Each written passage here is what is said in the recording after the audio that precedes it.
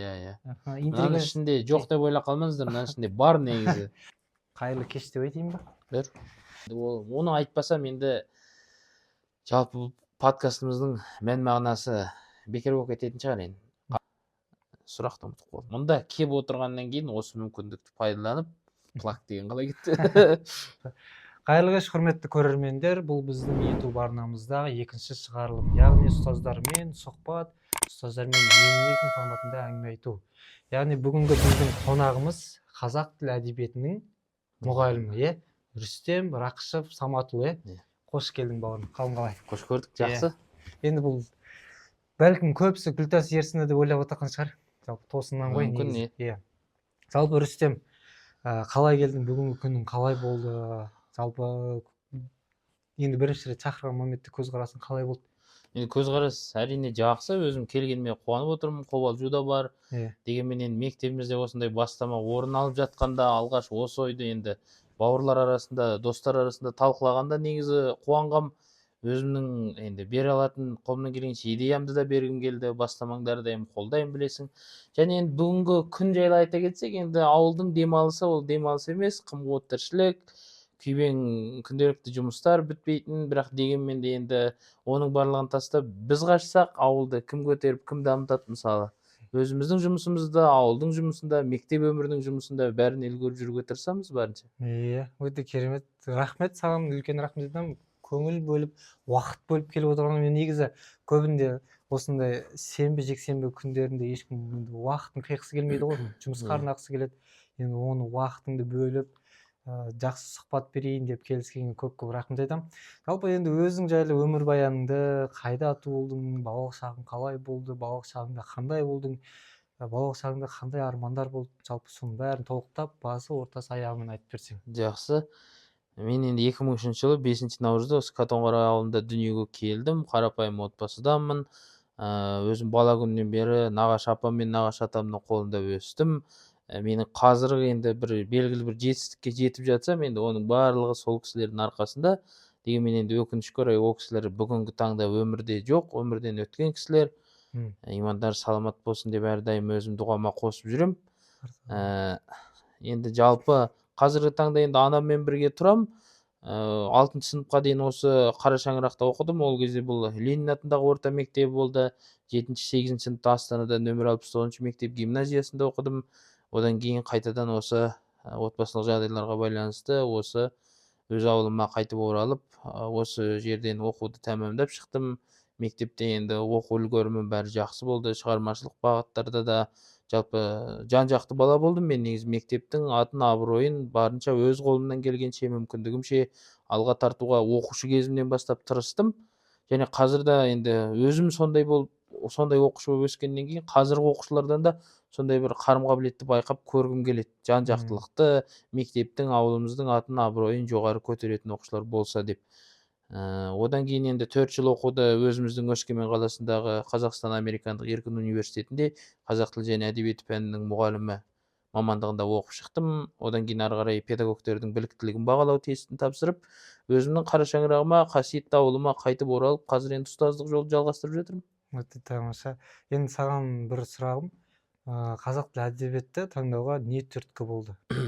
Енді бұл жерде қазақ тілі әдебиеті таңдауға түрткі болған, жалпы қазақ тілі әдебиетіне деген махаббат қалай ашылды дегеннен бастайық. Бұл жерде енді айтып отырмын ғой, жаңа 7-8 сыныпта Астанадан оқыдым. Бұл жерде енді біздің мына Қатонқарағай, Алтай тауы негізі талай ақындардың, жазушылардың өлең жырларына арқау болған қасиетті құтты мекен ғой. Бұл жерге деген сағыныш Астанада жүргенде енді ерекше болды бойымда. Алғаш өлеңдерім жарық көре бастады. Астанада жүргенде бірнеше дүбірлі додалардан, сайыстардан атым шығып, ақын деген бір енді үлкен болмаса да, бірақ енді қасиетті аттың бір жағасына жеңіне жармастық деуге болады енді. Сол жерде ақырын махаббатым ашыла бастады. Өлең жазып, жалпы қазақ әдебиетіне кітаптарды оқып, тереңірек зерттеп, бір ғылыми жобалар жазған жұмыстарым бар. Солай ашыла бастады. Одан кейін енді нақты ол енді ақындыққа, былай әдебиетке деген қызығушылық. Ал енді осы қазақ тілі әдебиеті пәнінің мұғалімі болуыма ең қатты әсер еткен кісі ол енді өзіміздің мектебімізде қазір қызмет атқарып жүрген кісі Гүлтас Ерінісқызы. Мгм. Бұл кісінің енді мұғалімдігі енді бір тоға кісі, Мгм. өте сондай. Енді қазір кейбір кісілер ойлауы да мүмкін, енді мақтап отыр ғой, бір мектепте жұмыс істейді. Тем более енді ол кісі завуч болғаннан кейін енді мен енді оқушысымын ғой, не дегенмен. Қалай көз алдымда бала кейпінде қалай көрдім ол кісіні, ол кісі мәңгі бақи менің алдымда қазір әріптесім болғанмен мәңгі бақи ұстазым болып қалады менің көз алдымда ол кісі. Сол себептен де енді менің қазақ тілі әдебиеті пәнінің ұстазы болуыма деген жігерімді жанып, көзімдегі отты жаққан сол кісі. Мен сол кісіге ұқсағым келді, сол кісі сияқты балалардың бойындағы отты жаққым келді. Сол кісі менің мотиваторым, былайша айтқанда. Өте керемет. Енді қазақ тілі әдебиет пәнінің қазір мұғалімсің ғой қазіргі таңда. Өзің енді шынымен осы мамандықты армандадың ба, или басқа мамандықты армандадың ба бала күніңде? Енді бала болғаннан кейін жалпы көп ой болды. Мен бір жағынан өзім жан жақтымын деп айтып кеттім ғой. Жан жақты болғаннан кейін бір талай мамандыққа түскім келді. Бала күнде хирург болғым келді. Одан кейін келе бере орманшы болғым келді. Бірақ дегенмен сол адамның негізі бағыт бағдар алатын уақыты сол 9-шы 11-ші сынып аралы ғой. Енді жас жеткіншек бозбалалық шағымыз. Сол кезде ойды жинақтап, болар бала 15-інде баспын дейді деген сияқты, сол 15 жасымызда етек жеңімізді жиып, алға мақсат қойып, нақ осы жолға түсем, осы жолдың бір кәсіби маманы, осы саланың бір жақсы жетістіктерге жететін, сүбелі сөз тұшымды ой айта алатын, өзінің елеулі орны бар маманы болам деген ой сол 9-шы сыныптан бастап туындады. Осы мұғалімдік. Қазақ тілі әдебиетінің мұғалімі болам деп, жоқ бала күніңде сен армандаған мамандық. Енді қазір айтып отырсың ғой, сен 9-шы класста, 11-ші класста мен өзім шештім. Қазақ тілі әдебиетінің пәнінің мұғалімі болам деп. Енді бала күнде мысалға мен ғарышкер болам, немесе көп қой енді армандайтын. Сол балалық шағындағы. Балалық шағымда хирург болуды армандадым. Хирург болуды армандадым. Хирург болғым келді, адамдарға ота жасау өте қызық. Әлі де енді бәрібір одан қызығушылығым жоғалып кетті деп айта алмаймын. Медицинаға, осы медицинаның ішінде осы хирургияға ерекше қызығам. Жалпы бір зерттеп көргім келетін нәрселер көп ішінде. Хирург болу үлкен арманым болды. Өзіңнің мамандық иесі болып, таңдаған мамандық иесінің жұмыс жасап жатсың ғой енді. Енді қазіргі уақыттағы арманыңды айта кетші. Өзіңнің жеке арманың, мен осында әлі де осыған жетем, Алла қаласа деген секілді. Енді қазіргі уақыттағы ең үлкен арманым ол енді арман адам баласында көп қой енді. Мен өзім негізі бір жағынан тұрақсыз адаммын. Бір жерде көп тұрақтап тұрғанды ұнатпаймын. Енді қазіргі арманым жас болғаннан кейін, мына Санжар Керімбай ағамыздың сөзі бар ғой, мен оны көп жерде айтып жүремін өзім. Адамның қартайған шағында ең үлкен өкініші болады, ол жас кезінде жіберіп алған бос уақыты, аяр кеткен, зая кеткен, өзінің еріншектікпен, надандықпен өткізіп алған уақыты. Сол себепті де енді уақытты текке өткізгім келмейді, бос жүргім келмейді, барынша өзімді, айналамды дамытқым келеді, дамушы орта құрғым келеді жастар арасында. Және де өскім келеді енді, дамығым келеді. Тек осы ауылымызды ауылда жүріп көтере бермей, ауылда жүріп те көтеріп, ауылдан тысқары Алматы, Астанаға барып та, мысалы, негізі қазіргі арманым енді ең басты Астанаға барсам деген арманым бар. Астанаға барсам, шығармашылықты кең көлемде қолға алсам, кітап жазсам деген арманым бар. Енді ол армандарға армандап қана жүре бермей, әрине ақырын қадам жасап жатырмыз. Бірақ енді оны қазір былай даңғойлықпен кітап жазғай жатырмын деп айтып қойып, ертең ол кітап орта жолдан үзіліп қалып жатса, ол енді тағы да бір ұяттау жағдай болады. Сол үшін үндемей тек нәтижені көрсетіп, абыройлы болып жүрген жақсы ма деп ойлаймын. Жалпы қайда жүрсем де туған жерім жүрегімде, бірақ Астананы сағынам, Астанаға баруды армандаймын. Енді маған қазір қызық болып тұр, қандай уақытта кітап жазғың келеді? Енді әркімге әрқалай ғой. Кітап жазғанда енді мен негізі былай жазушылыққа аса көп жоқпын, әңгіме дегенді көп жаза қоймаймын енді проза жағына. Мен көбінесе өлең жазғанды жаным сүйеді. Бірақ соңғы 2-3 жылда өлең жазуда сирек кетті. Ол енді бір жағынан есейгеннен кейін тұрмыс тіршіліктің де жұмысы көбейеді, мына өзіміздің жеке өміріміздің де жұмысы көбейеді, содан шығармашылыққа біраз уақыт бөлінбей жатыр.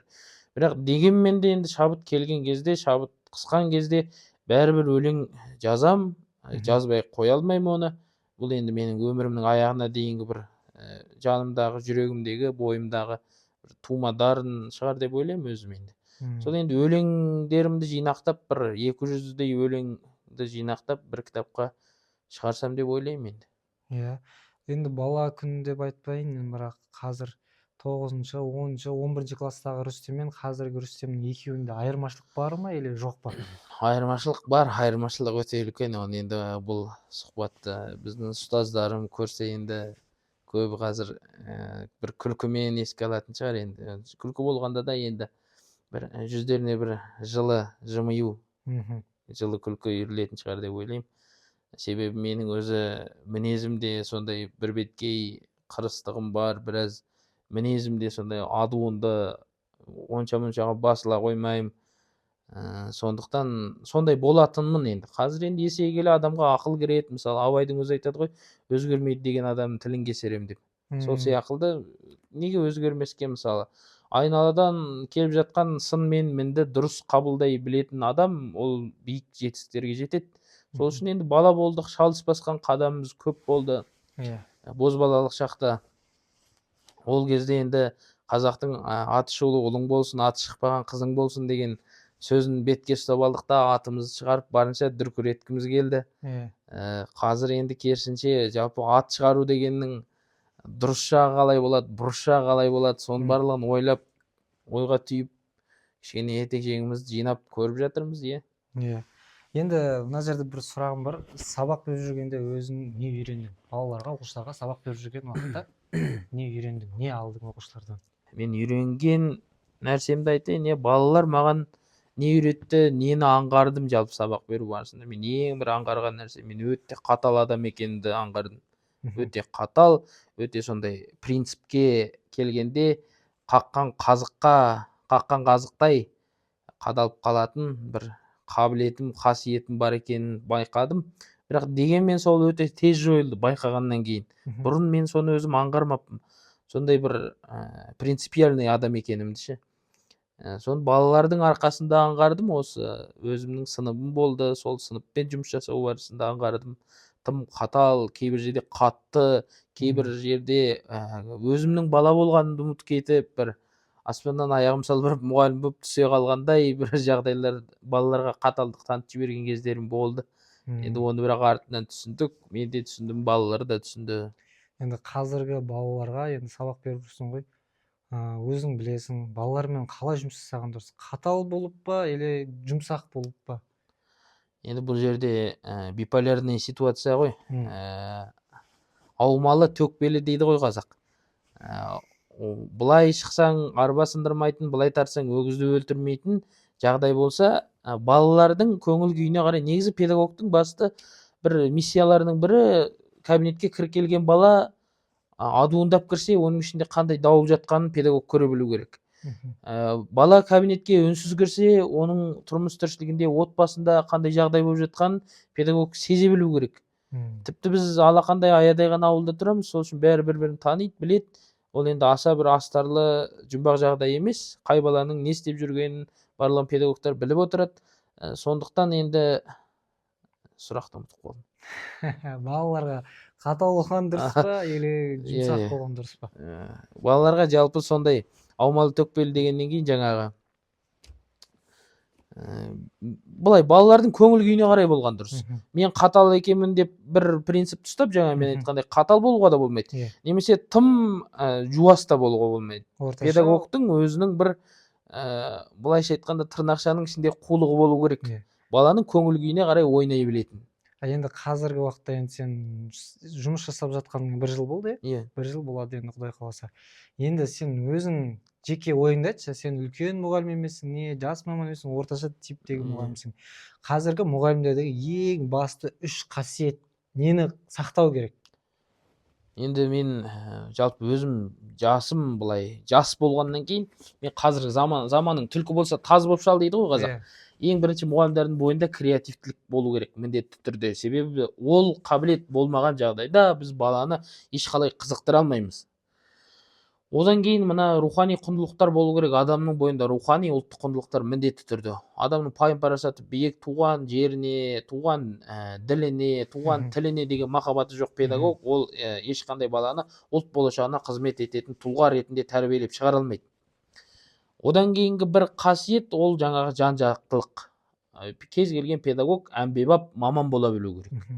Ол енді биле десе билейтін, ән айт десе ән айтатын, күй шерт десе күй шертетін. Неге? Себебі оны көрген оқушылар қазір тек бір бағыт ұстанбайды. Себебі олар қазір кез келген әлеуметтік желіні ашады, неше түрлі нәрсені көреді, бірнеше затқа бір уақытта қызығады. Сол үшін оның айналасында оған тәлім тәрбие беріп жүрген педагог та жан жақты бола білу керек. Сол жан жақтылық, креативтілік, одан кейін жаңағы рухани ұлттық құндылығы бар жүрегінде, кеудесінде адам, педагог сол кісі оқушылардың идеалына айналады деп айта аламын. Енді қазіргі оқушыларға бір айтатыным, менің сенің өзіңнің ойыңды да естігім келіп отыр. Қазіргі оқушылар әлеуметтік желіні немесе ұялы телефонды қай бағытта қалай пайдаланған дұрыс деп ойлайсың? Енді қазір енді өзің айтып отырсың, әлеуметтік желіден көреді, неше түрлі нәрсені көреді, анау жақсы болса жақсы, жаман болса. Енді тиімді пайдалану жағын енді бәлкім осы сөзіңнен кейін бір оқушы бәлкім ой шынымен осы тәсілде пайдалануға болады екен ғой деген секілді. Енді бұл жерде телефонды дұрыс пайдаланудың әдіс тәсілдерін енді бізден басқа да айтып жатқандар көп қой негізі. Бірақ мен балаларға жалпы мына сұхбатты көретін адамдарға бір енді ауылда тұрғаннан кейін мынандай бір нәрсе айтқым келеді. Енді мен бала кезімде мен апам мен атамның, одан қалса әжемнің тәрбиесінде өскен кісімін. Содан кейін де мынандай бір нәрсе мен ерекшелікті былай салыстырамын. Өткенге оралатын болсақ, мысалы әжемнің жанында жүріп көптеген соғыс ардагерлерінің үйіне барып бірге шай ішіп әңгімелерін тыңдап отыратынмын. Содан зейініме көп нәрсе түйіп алатынмын. Одан қалса мысалы ағайын туыс үйге көп келетін бұрын. Көршімен қатты араласатын. Алыс беріс, ағайын туыс деген жағдайлар өте бір тығыз қарым қатынаста жүретін барлығы. Қазір енді бұрын ауылда мысалы үшін өлім жітім болғанда қазіргі WhatsApp-тағы сияқты жазып жібермейді, хабар тарататын. Оның өзі бір ауылдағы ағайынның нақ осы келсін деген, нақ осының үйіне жеткізілсін хабар деген бір жорамалы болжамы ғой енді. Сондай бір дәстүр. Сондай бір тығыз қарым қатынастан адамдар осы телефонның арқасында суып барады. Сондай тығыз қарым қатынас суығаннан кейін де балалардың қазір сөздік қоры аз, тіршілікке бейімделуі қиынырақ. Мысалы үшін кез келген жұмысты атқаруда оларға біреумен келісу, бір нәрсені оңай шешу, бір мәселенің күрмеуін оңай ағыту балаларға қиынырақ. Себебі балалар мына шынайы өмірмен байланысты нәрселерге аз ойланады, аз кіріседі. Содан кейін де өмірінің көп бөлшегі телефон, жаңағы әлеуметтік желілер болғаннан кейін, араласу неғұрлым азайғаннан кейін, ағайын туыстың арасында болсын, достардың арасында болсын, балалардың көп уақыт телефонда өткеннен кейін сондай бір адами дағдылар ақырын төмендей береді.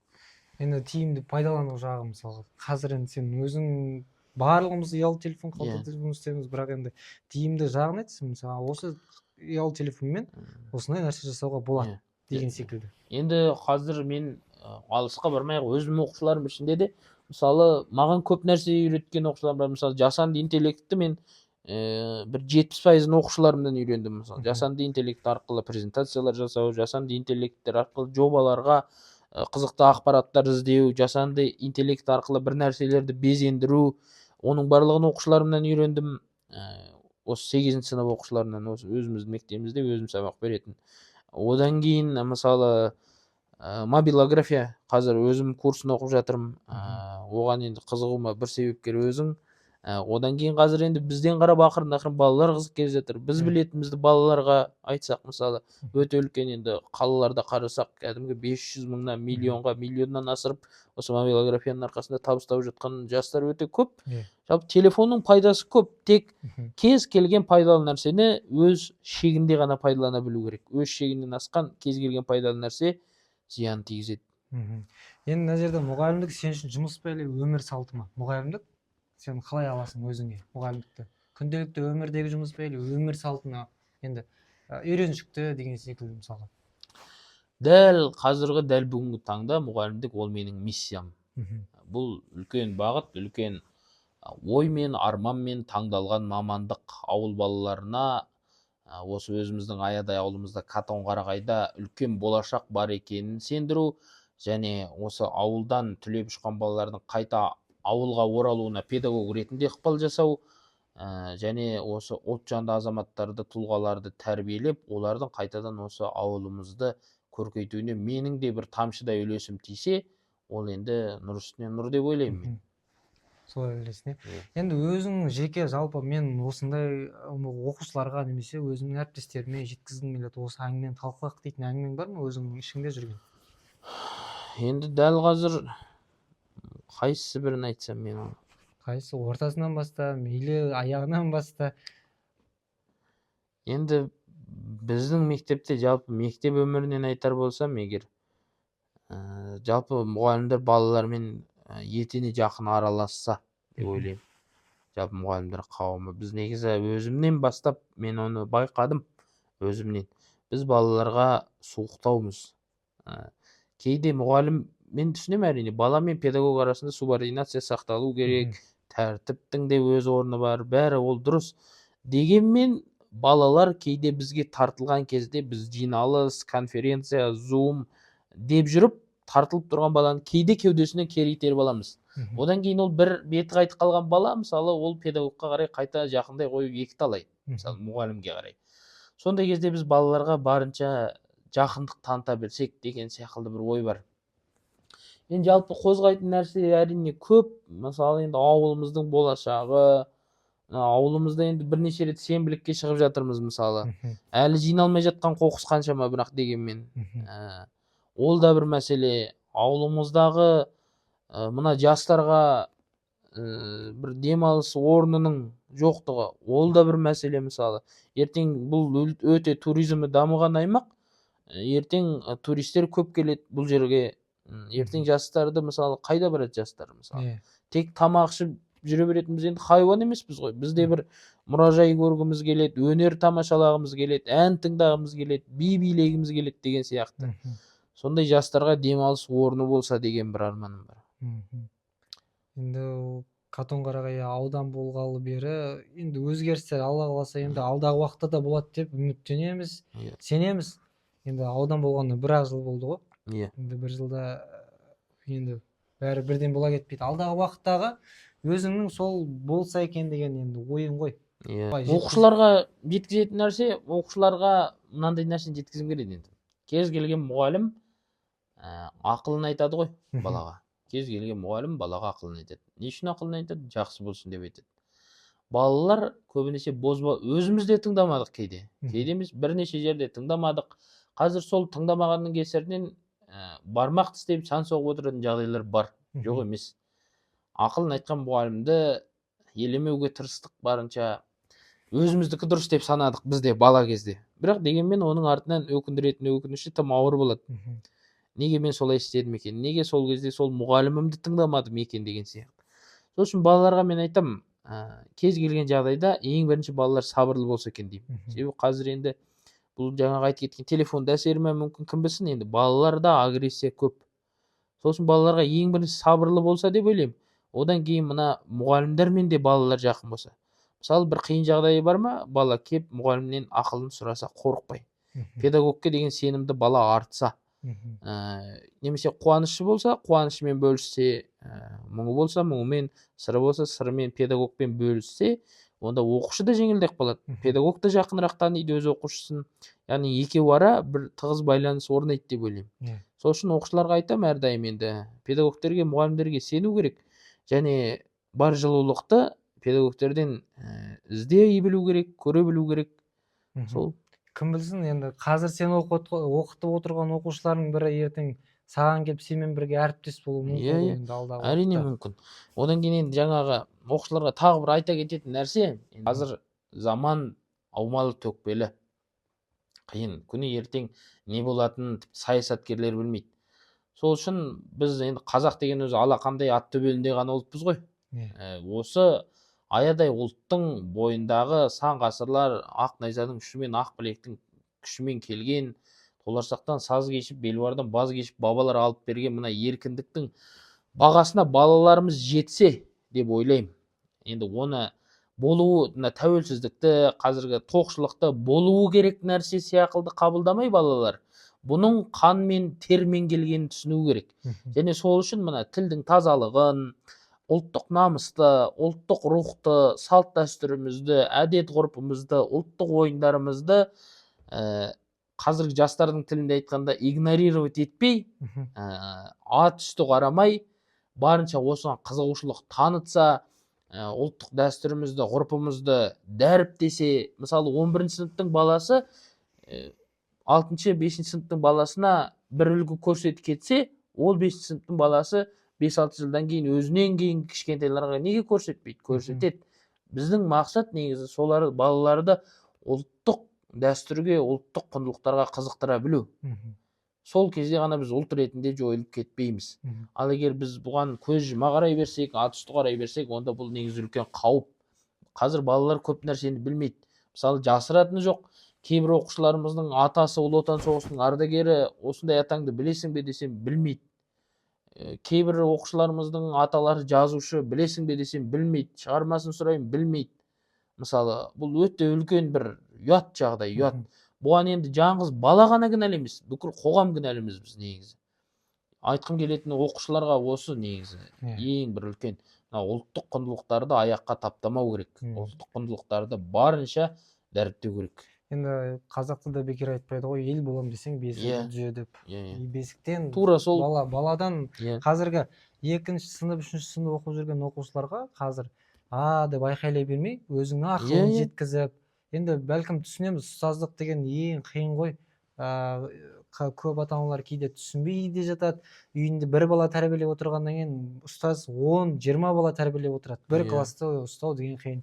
Енді ұстаздарға да көбінде сабырлық, енді жаңағыдай ғой, кішкене қулық салып, балалармен қалай сөйлесу керек екенін жеткізе білсе, балалар да алдағы уақытта жақсы, күшті, мықты, жаңа елім, жерім дейтін азаматтар болып, азаматшалар болады деп ойлаймын. Қай уақытта енді жалпы оқушыдан ойланып әсер алған кезің? Мен бұл жерде нақты бір оқушыны атап айта кетейін. Бір әсер алған, маған әсер қалдыра білген, ол енді мен 5-ші сыныпқа сабақ беріп, қазақ тіл пәнінен, қазақ әдебиетінен. Бұл жерде Тілекұлы Ислам деген оқушым бар. Өзіме ұқсатам сол оқушыны. Бір сайысқа қатыстырдым өлең оқудан. Енді ана бала өлең оқып тұрғанда, тура өзімнің 5-ші сыныпта Рүстем қандай болды? Дәл қазір сол менің оқушым Ислам, тура сол мәнері де сол, менің бұлай жестикуляциям, мимикам, өлең оқығандағы барлығы бірдей аумайды менен, сол баланың. Сол оқушыңды атап өтесің, иә? Сол оқушы ерекше әсер қалдырды. Жалпы енді қазіргі уақытта мұғалімдердің беделі төмендеді ме, или қазір жоғарылады ма деп ойлайсың? Қазір өзіңнің жеке ойың қалай ойлайсың? Енді мұғалімдерде бұрыннан бар сол қағазбастылық көп деп айтып жатамыз ғой. Қағазбастылық көп, жұмыс көп. Бірақ енді ол мұғалімнің жұмысы, одан енді ерінуге, қашуға болмайды әрине. Мұғалімнің беделі қай уақытта да жоғары. Ол енді саналы адам үшін пайым парасаты бар, биік, таным түйсігі терең адам үшін мұғалімнің орны әрдайым жоғары. Алты алаштың басы біріксе, төрдегі орын мұғалімдікі, ұстаздікі деп айтып кеткен ғой алдында өткен зиялы бабаларымыз. Сол үшін мұғалімнің орны ол ешқашан төмендемейді. Жұмыс ауыр, қиындық көп. Жастарға тіпті бұл мамандыққа үйреніп кету, бірден сіңісіп кету оңай емес. Қынжылған сәттеріміз өте көп, мысалы, ауыр. Дегенмен ол артқа шегінуге ешқандай да себеп емес. Тек алға жүру керек. Осы ұстаздықтың абыройлы атын ардақтап өту біздің парызымыз. Жалпы өзіңнің отбасың жайлы, қазіргі отбасың жайлы айтып өтші, ағаң немесе бауырларың деген секілді. Қазір енді жалпы егер оған сұраққа жауап беру қиын болса, енді қиын немесе қиын емес деген секілді. Жоқ, қиын ештеңесі жоқ. Оны енді мені танитын кісінің бәрі біледі. Менің енді әкемнен бір бауыр, бір қарындасым бар. Анам екеуміз тұрамыз үйде, нағашы ағам бар, үшеуміз тұрамыз үйде. Әкем бөлек отбасымен тұрады. Сол апам бар, өз апам тірі. Нағашы апам мен атамның қолында тәрбиеленген. Ол кісілер бірақ жаңа айтып кеттім, өкінішке орай марқұм болып кетті ерте. Отбасым сол, анам сатушы болып жұмыс жасайды. Басқа не айтайын енді. Ешкімге ешқандай ренішің жоқ. Ешкімге ешқандай ренішім жоқ. Иә. Тек сол атам мен апамның ерте өмірден озып кеткеніне сәл қынжыламын, өкінемін. Әлі де жанында болса, әлі де қасымда болса деп. Бірақ енді ешкімге ешқандай ренішім жоқ. Енді сен де бір кешегі бір сөздеріңде айтып қалдың ғой, суықпын деп ше.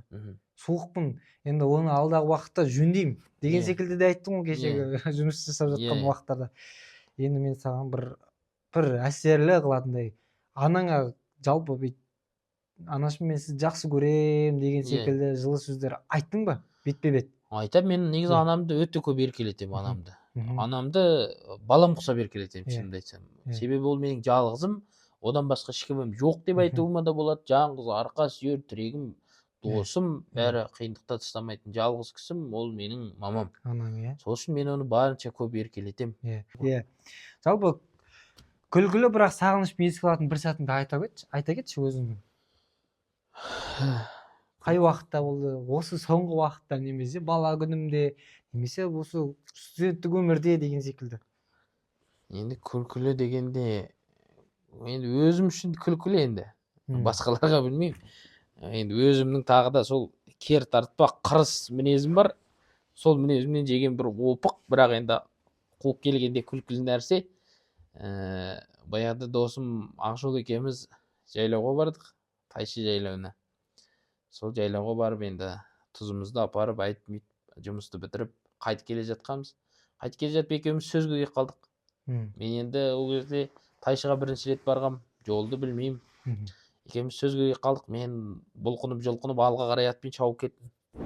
Шауып барам. 10-15 минуттай артыма қарамай шаба бердім. Сөйттім де бір уақытта қайда тап болғанын білмей қалдым. Бойымдағы бу тарқады ғой, ызаланған, ашуланған. Сосын қайда келгенімді білмей бүйтіп абдырап қарап қалдым. Бір таулардың ортасындамын, не жазу жоқ, не жол жоқ, шөп, қалың, тас. Содан не істерімді білмей абдырап қалдым, артыма қарап Ақжол деймін, Ақжолым жоқ. Кетіп қалған жолға түсіп, ол енді өмір бақи барып жүрген бала күннен мен бірінші рет барып тұрмын. Содан жоқ, жауын, найзағай құйып, не үстіме киетін плащ жоқ, малмандай су боп. Содан бір уақытта 4 сағат адасып жүріп, жолды тауып ауылға келсем, Ақжол күліп есік алдында тұр. Қайда қақ қойдың деп. Анау Бәсеке деген кино көріп пе едің? Сериал. Дәл сол секілді болды ма? Шамамен сондай. Қазіргі әріптестеріңе, қазіргі ұжымға не айтасың, өзіңнің жеке ойыңды? Мен жеке ойдан бұрын енді мен рахмет айтамын, ең бірінші рахмет айтамын. Мен 5 ақпан күні 2024 жылы осы мектептің табалдырған практикант ретінде, плак деген қалай кетті? Практикант ретінде аттадым.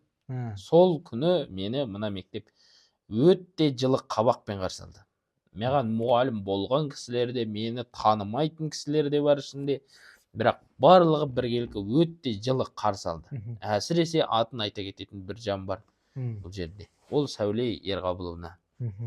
Мені практика кезінде кәдімгі өте бір әрмен қарай қызығушылығымды оята білді ол кісі. Ол кісі мен түпкі жан сырларымды сол кісіге ғана айтамын. Мен негізі мектепте ашулансам да барып ақыл сұрайтын жалғыз кісім сол Сәуле Ерғабыловна. Қандай қиындыққа тап болсам да ақыл кеңес сол кісіден ғана сұраймын мен өзі. Себебі ол кісі енді нағыз педагог. Өте бір бала жанын, адам жанын терең түсіне біледі. Мінез құлқы да адамды баурап алады ол кісінің. Сол кісіге ерекше алғыс білдіргім келеді. Жалпы ұжымға ерекше алғыс білдіргім келеді. Мен сондай бір жылы қабылдаған.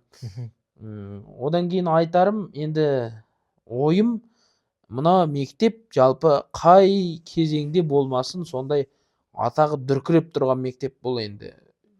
Аудан, ауыл көлемінде ғана емес, бұл енді республика көлемінде сондай оқушылары мықты, нәтиже көрсетіп жүрген, педагогтері де мықты мектептері, санаулы мектептердің біреуі деп өзім санаймын осы мектепті.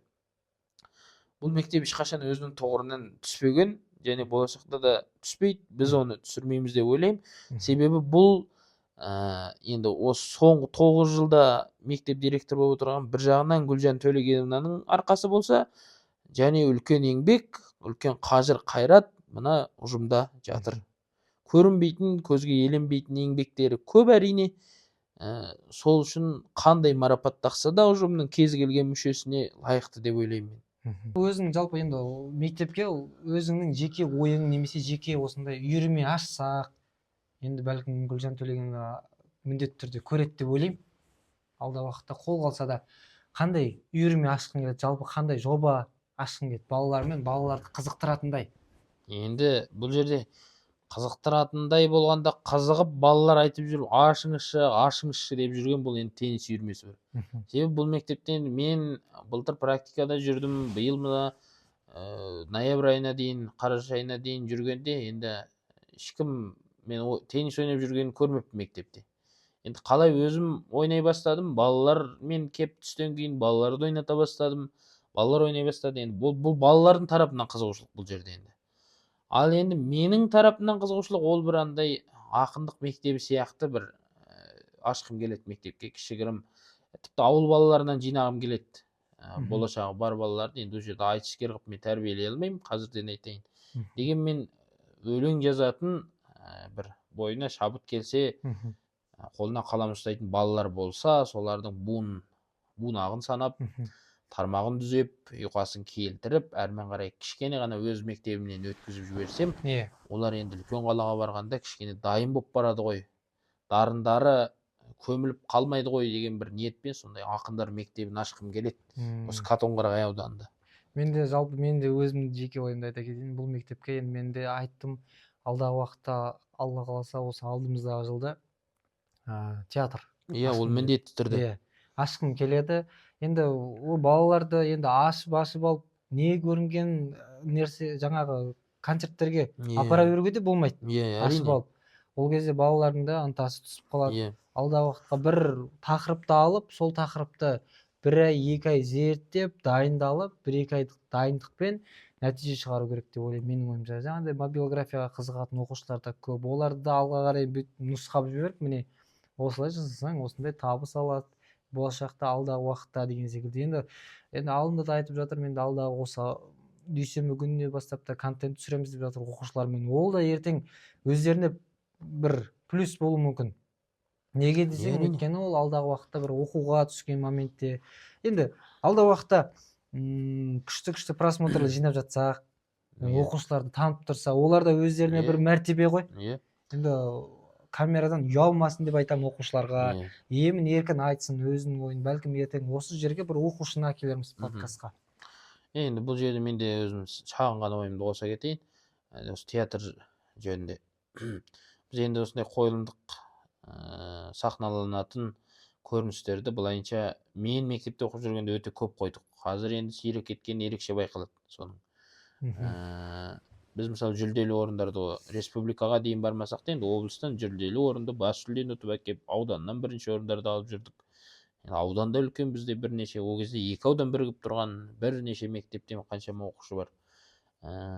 Сондай жүлделі орындарды бермей жүрдік. Ол кезде де біз дайындаған жаңа Гүлтас Ерінісқызы, өзіміз сынып жетекші болған Анар Ерланына, сондай мұғалімдердің арқасында біз жүлделі орындар алып жүрдік. Жаңағы сахнадан түспейтінбіз. Солай келе сахна мәдениетін білдік, жүргізушілікті қолға алдық. Ары қарай қазір де міне мысалы өзіміздің осы емін еркін түсіріп, камерадан ұялмай, сахнадан қысылмай жүргеніміз сол кездегі мұғалімдердің беріп кеткен бағыты, соның арқасында міне. Дұрыс, ойыңа толықтай қосыламын.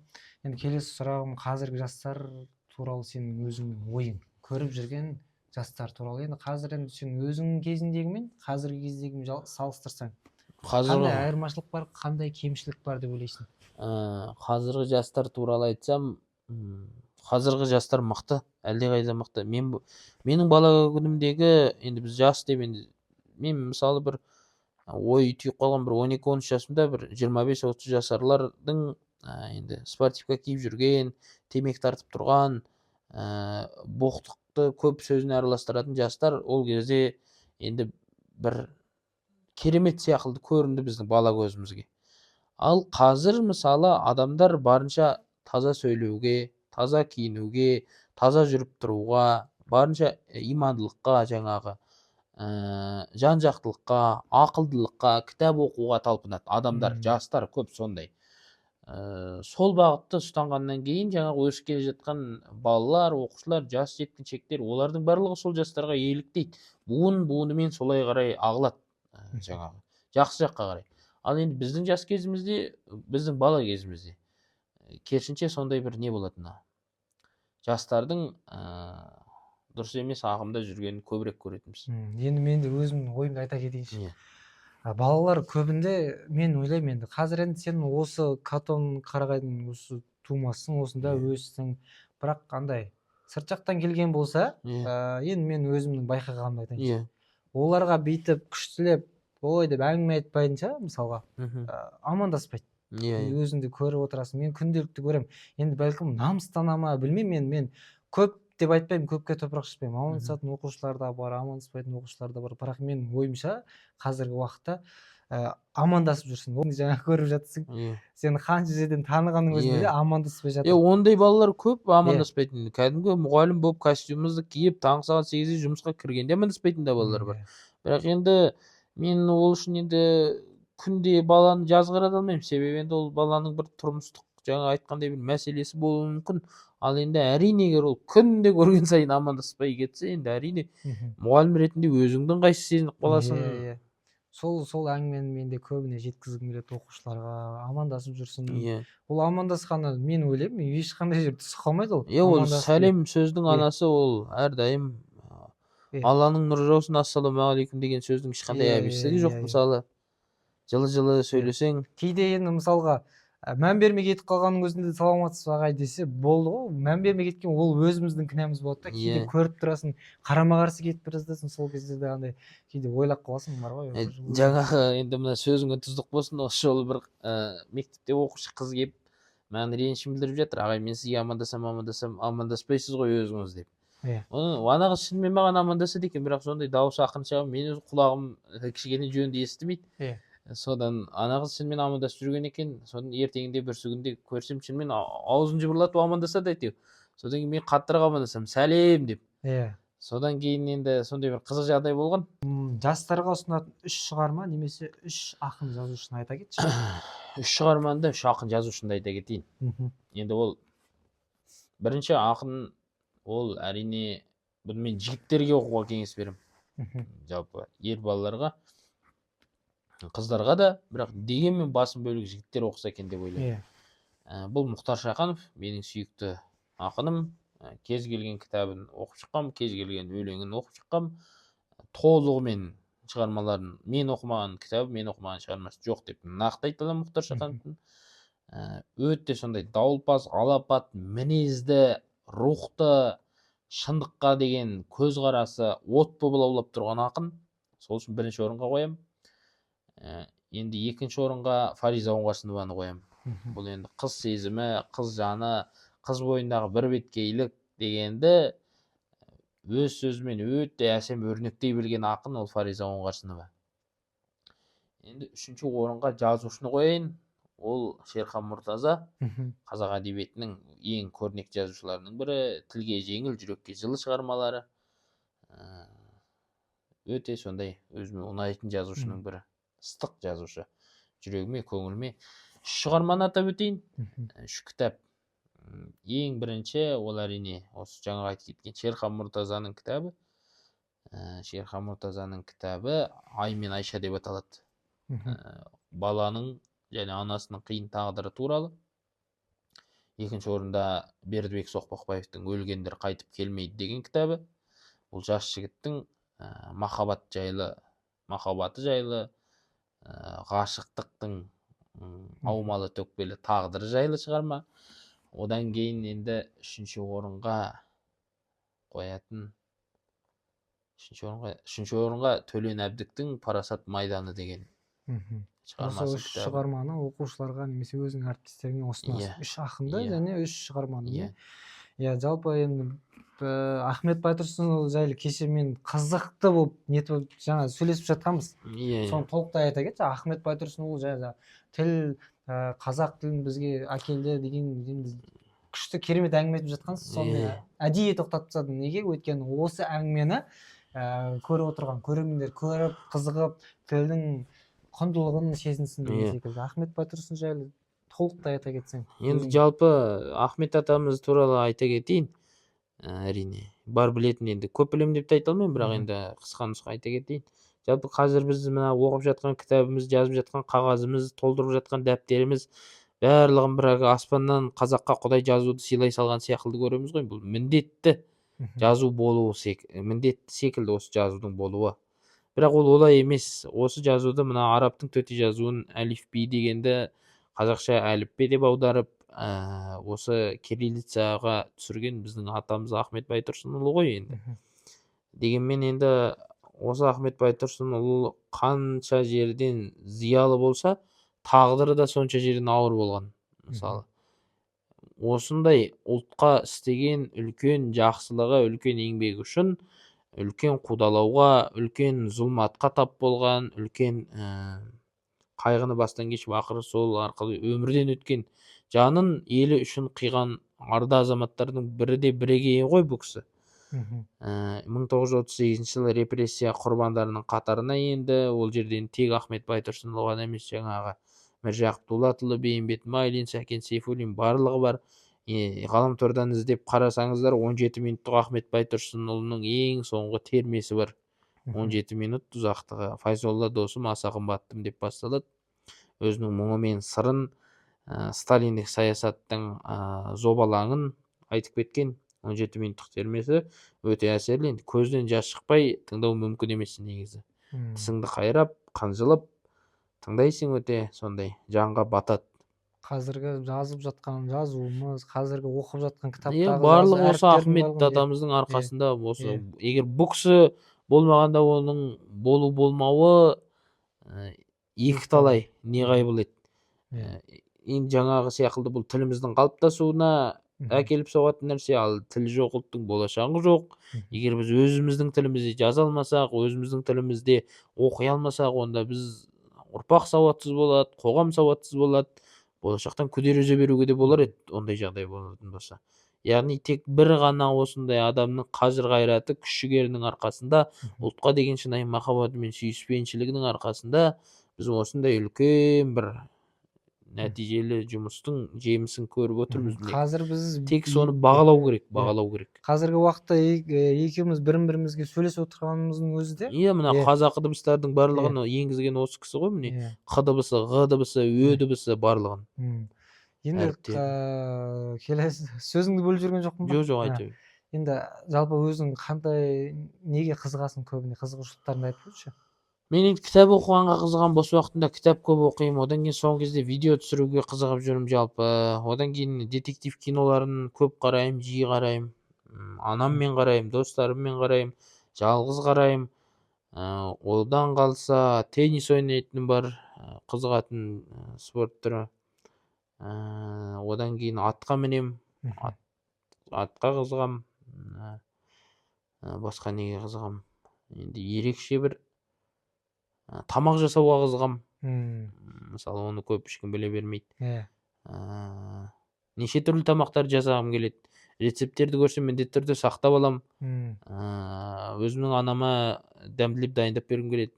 Бұйырса болашақта жарыма дайындап берем. Болашақта жарың бәлкім көріп отыр ма? Мүмкін ол. Ойыңда шешілмей жүрген сұрақтарың бар шығар бәлкім. Солар жайлы бір айта кетсең. Шешілмей емес, жалпы енді ойыңда жүрген сұрақтарды айтайықшы.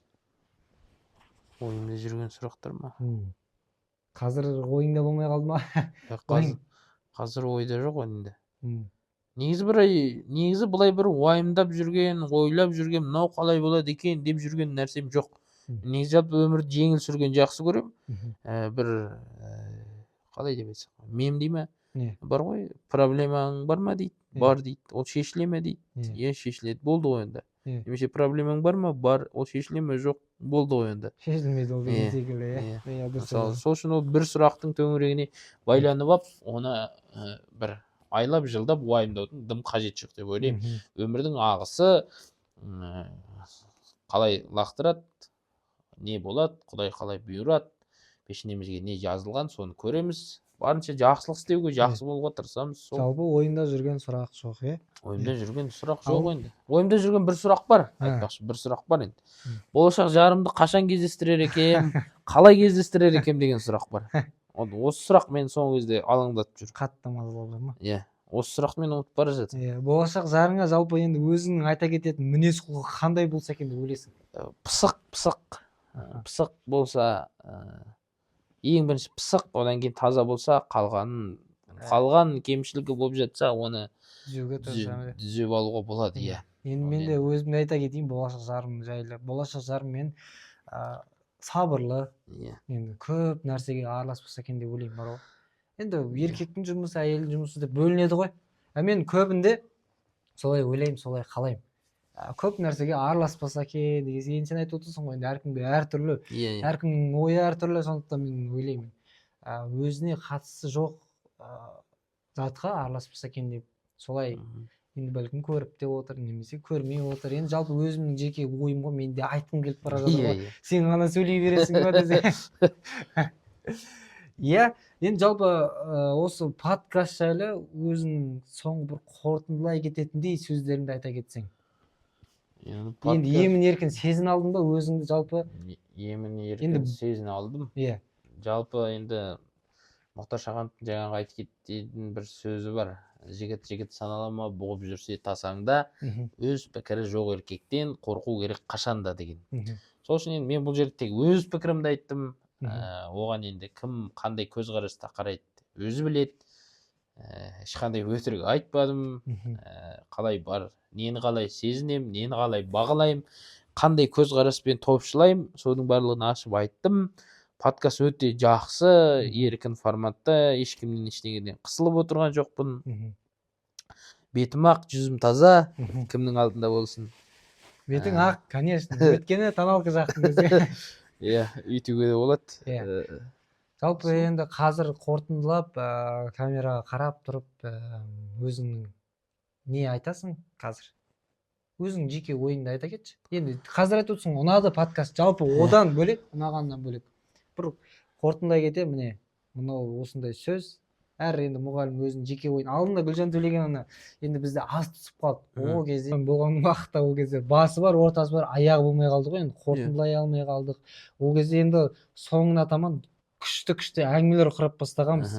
Енді бір-ақ рет қана шақырып қоймаймыз ғой. Алдағы уақытта тағы бір-екі рет шақырамыз. Ол кезде енді қарап, бақылап отырамыз. Енді жалпы өзіңнің қорытынды сөзіңді айтып кетші. Өнеге сөз деп айтамыз ба? Оқушыларға да, әріптестерге де, көріп отырған жақсы көрермендерге де өзіңнің сөзіңді қорытындылап. Ойлануға уақыт кетті. Жік. Оған қандай сөз айтсам болады? Оқушыларға, әріптестеріме. Жалпы енді балалар қазір енді әлі кішкентай ғой. Қазір біздің айтқан сөзіміз енді кей баланың санасына қонбауы да мүмкін. Енді кей бала қазір бір айтқан сөзімізді бірден қағып алуы мүмкін. Енді әріптестерімнің көбі менен үлкен, енді мен олардан азырақ көргеннен кейін енді олардың санасына қонатындай сүбелі сөз айта алмауым да мүмкін. Бірақ енді дегенмен сол балаларға айтқым келеді барынша енді.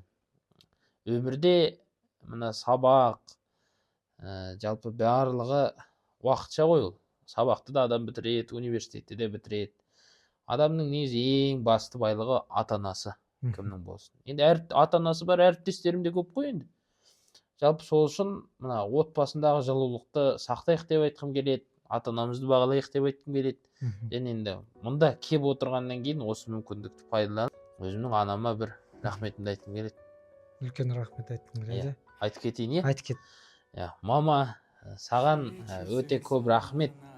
Енді тура сен секілді анам болмаса, тура өзің болмасаң, менің мына мінезіме, менің мына аумалы төкпелі құбыла беретін кей сәттеріме басқа ешкім шыдамас еді деп ойлаймын. Мен өте сондай бір болмысым бөлек адаммын жалпы. Сол үшін анама үлкен бір басымды иіп, тағзым етіп, рахметімді айтамын. Менің көп шалыспасқан сәттерімде ақылын айтып, керісінше қолдаған. Менің анам маған ешқашан жоқ деп айтып көрмеген кісі.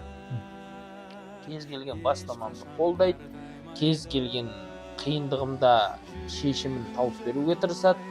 Сол үшін жұмысымның қиындығы болса да анаммен кеңесем, өмірімнің қиындығы болса да анаммен кеңесем, жеке басымның қиындығы болса да анаммен кеңесем, барлық жерде күш беріп, демеп, қолдап жүрген анама үлкен рахметімді айтамын. Өте керемет. Мынау концовкасы жақсы болды. Аналарыңызды бағалаңыздар. Аха. Енді жалпы подкастымыздың дәстүрі ғой. Қазір бейне бақылау, тікелей эфирге шығып, бүткіл әлем сені тыңдап тұр. Не айтар едің? Бір немесе 3 сөз. 3 сөз бе? Бүткіл әлем сені тыңдайды, сені түсінеді. Не айтар едің? Мен 2-ақ сөз айтарым, тазалық сақтайық деген. Тазалық сақтайық. Барлық мағынасында тазалық сақтайық. Өте керемет. Жалпы қалай анықтасақ болады? Келесі келетін қонақта. Енді өзің жеке ойыңды айта кетші.